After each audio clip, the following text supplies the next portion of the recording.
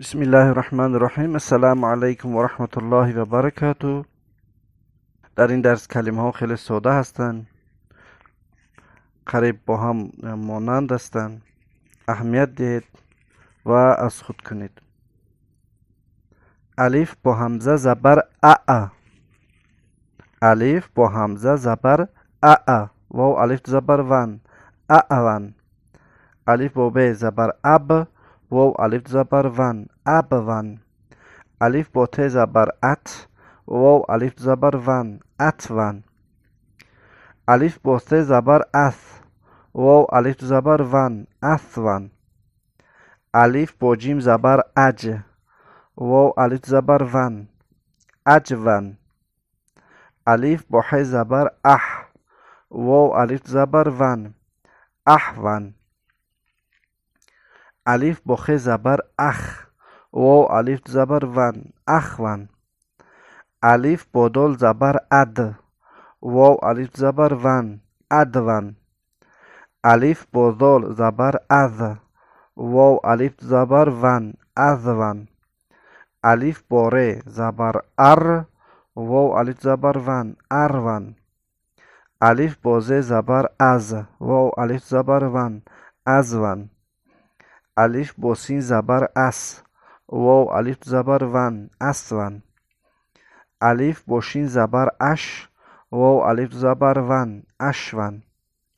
الف با صاد زبر اس. واو الف زبر ون اس ون.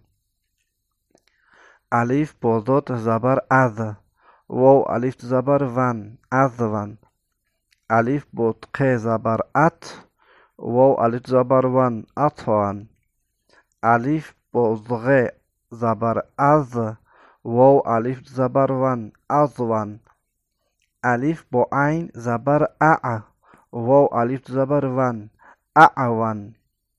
الف با غین زبر اغ. واو الف زبر ون اغ ون.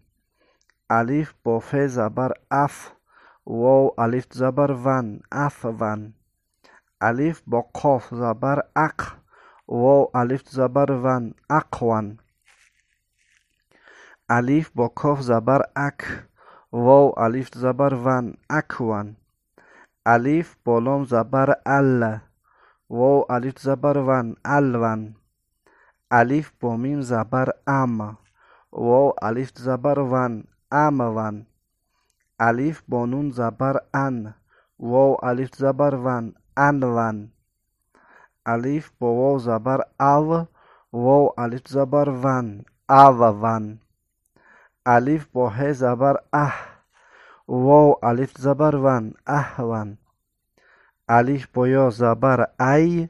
واو الف زبر ون ای ون.